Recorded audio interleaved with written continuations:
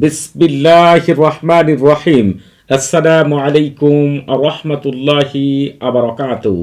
আজকে আমি আপনাদের মাঝে হাজির হয়েছি হোয়াটসঅ্যাপে মেসেজ পাঠানোর মাধ্যমে কাউকে মুহূর্তের মধ্যেই প্রেমে পাগলপাড়া করার 100% পরীক্ষিত সেরা শক্তিশালী বিশেষ একটি আমল নিয়ে। আজকে আমি আপনাদেরকে এমন একটি আমলের কথা বলে দিব যে হোয়াটসঅ্যাপে মেসেজ পাঠাবেন আর সে ব্যক্তির সাথে সাথে আপনার প্রেমে পাগলপাড়া হয়ে যাবে, অন্ধ হয়ে যাবে, আপনার প্রেমে এমন ব্যাকুল হবে, এমন আকৃষ্ট হবে, মুহূর্তের মধ্যেই সে আপনার সাথে যোগাযোগ করতে বাধ্য, পাগলের ন্যায় আপনার কাছে ছুটে আসতে বাধ্য হবে। আবার অনেক ক্ষেত্রে দেখা যায় আপনার পছন্দের মানুষ আপনাকে ব্লক করে রাখে। এটি এমন একটি আমল, সকল ব্লক টক সব কিছু খুলে এমন পাগল হবে যা আপনি কখনো কল্পনাও করতে পারবেন না।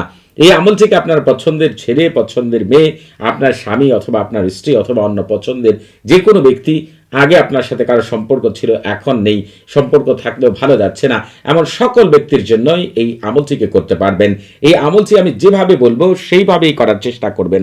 কারণ হচ্ছে এই আমলের ক্ষেত্রে আপনাদের অনেক কিছু ভালো করে বুঝতে হবে। এই আমলটি করার জন্য আপনি অবশ্যই পাক পবিত্র হয়ে নেবেন। অজু করে জায়নামাজে বসে কেবল মুখে মিষ্টি জাতীয় জিনিস নিয়ে যার জন্য আমল করবেন তার কথা মনে মনে চিন্তা করে আমলটি করবেন।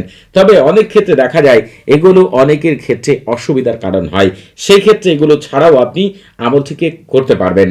তবে একটি বিষয় হচ্ছে এই আমলটিকে আপনি যখন মনে চাইবে তখনই আপনি আমলটিকে করতে পারবেন। তবে এই আমল করার আগে যদি আপনি সরফুল উম্মার এবং তাহসিন করে আমল করেন তাহলে এমন ফলাফল পাবেন যা আপনি কখনো ভুলতে পারবেন না। সরফুল উম্মার এবং তাহসিনের লিঙ্ক এই ভিডিও ডেসক্রিপশন বক্সে দেওয়া রয়েছে। তবে অনেকেই রয়েছেন সরফুল উম্মার এবং তাহসিনও করতে পারবেন না, তারা সরফুল উম্মার এবং তাহসিন ছাড়াই আমল করবেন।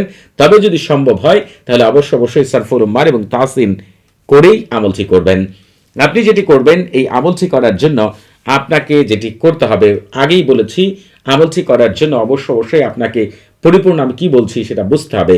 আপনি প্রথমেই এই আমলটি করার জন্য আপনাকে যে কাজটি করতে হবে, আপনার হোয়াটসঅ্যাপের মেসেজের যে অপশনটা রয়েছে সেখানে যাবেন। আপনি বাংলাতেই লিখেন আর হচ্ছে আরবিতেই লিখেন।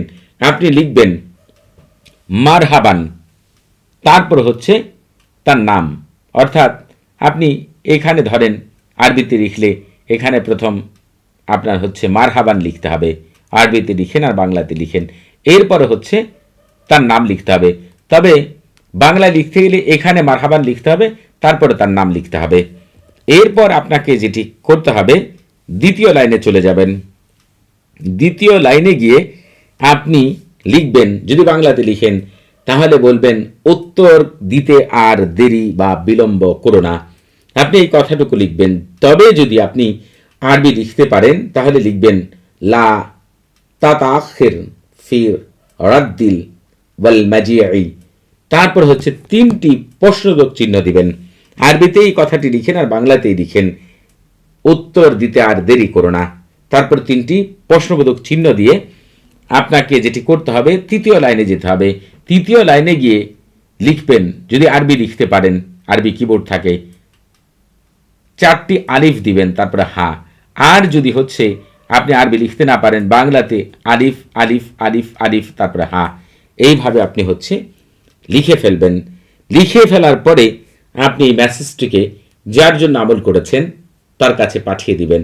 সাথে সাথে মেসেজটি অনলি মানে ডিলেট ফর এভরি হায়ার এইটা লিখে আপনি হচ্ছে এটিকে ডিলিট করে দিবেন সব জায়গায় থেকে, যাতে করে সে মেসেজটিকে দেখতে না পায়। এরপর আপনার মোবাইলটি সাথে সাথে আপনি বন্ধ করে ফেলবেন। বন্ধ করার পরে আপনি যেই কাজটি করবেন সেটি হচ্ছে পবিত্র কোরআনের একটি আয়াতের কথা বলবো। তবে যারা আরবি পাঠ করতে পারেন না তাদের জন্য সমাধান রয়েছে, একটু দয়া করে পরিপূর্ণভাবে আগে কথাগুলো শুনুন। আপনাকে যেটি করতে হবে, পবিত্র কোরআনের সূরাতুল নামলের 30 নম্বর আয়াতে নিয়ে যাচ্ছি। তবে যারা আরবি পাঠ করতে পারেন না তারা যেটি করবেন, সূরাতুল নামল আয়াত 30 লিখে যদি সার্চ করেন তাহলে কিন্তু আপনারা এই আয়াতটির বাংলা উচ্চারণও পেয়ে যাবেন ইনশাআল্লাহ। আপনাদেরকে যেটি করতে হবে, এই আয়াতের ক্ষেত্রে আমি আপনাদেরকে নিয়ে যাচ্ছি, দয়া করে একটু অপেক্ষা করবেন। এই আয়াতটি আপনারা অনেকবার এই আয়াত দিয়ে অনেক আমল দিয়েছি। এই যে এখান থেকে ইন্নাহু সুলাইমানা ওয়া ইন্নাহু বিসমিল্লাহির রহমানির রহিম আল্লাহ তাআলু আলা ওয়াতুনি মুসলিমিন, আপনারা হচ্ছে এই পবিত্র আয়াতটিকে আপনারা আরবিতেই পাঠ করেন আর বাংলাতেই পাঠ করেন। ৭১ বার আপনারা হচ্ছে এই পবিত্র আয়াতটিকে পাঠ করবেন। পাঠ করার পরেই আপনার মোবাইলটি ওপেন করবেন। ওপেন করার সাথে সাথে দেখবেন আপনি যার জন্য আমল করেছেন সে আপনাকে ফোন করেছে সাথে সাথে। তবে ফোন করে সে হয়তোবা আপনার কাছে কি বিষয়ের জন্য এসএমএস করেছিলেন সেই বিষয়ে সে বারবারই প্রশ্ন করবে, আপনি এড়িয়ে যাবেন, অথবা শুধুমাত্র উদ্দেশ্য কি আপনার সেই কথাটুকু বলতে পারেন আর অন্য কোনো কথা বাড়াবেন না।